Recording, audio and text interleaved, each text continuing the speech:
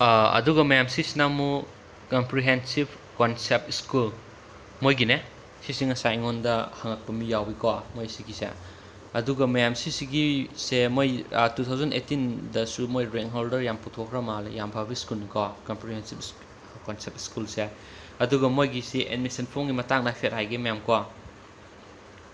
moi se science stream khatane kunatra for class 11 science facility for meritorious students moigi 65% and above labor kangudo eligible for direct admission limited seat ko direct admission phangane hai aduga 80% and above for bosem gi oina 80% anga chumai adu mathakta lakpa aduga 85% and above for CBSE gin 85% duga mathakta lap kangudo moi duga makangu satra kangu gino ko free admission fee free monthly tuition fee free school uniform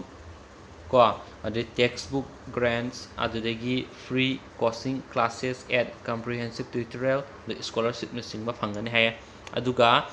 85% and above for bosem and 95% and above for CBSE moi lakpa kangu duna free admission fee free monthly tuition fee free school uniform ko adudagi free hostel accommodation the textbook grants adudagi free coaching classes at comprehensive tutorial the free transport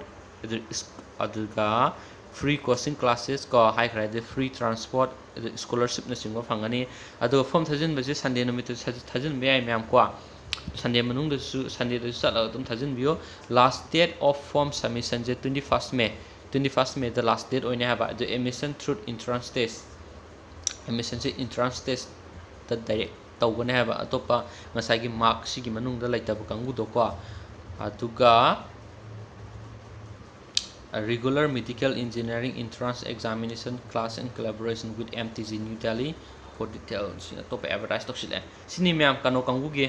sida tamning makangu comprehensive concept school tamning makangu gi ko sora haji form thajin biya haba myam ngasi sunday ni ngasi ma dum chala kana kano taw biya form lawro form thajin biya ko the maru obe document sing na sing bodo kai kai no haibu do hana khangdo o haidi marks sanga mani ten gi natra adi akoi gi photo na sing yoram ni emi card kum sanga ni ten gi du document sing do pura kana dum tai thajin biram thajilam su yare dum khudak dum form lawro kana ko thank you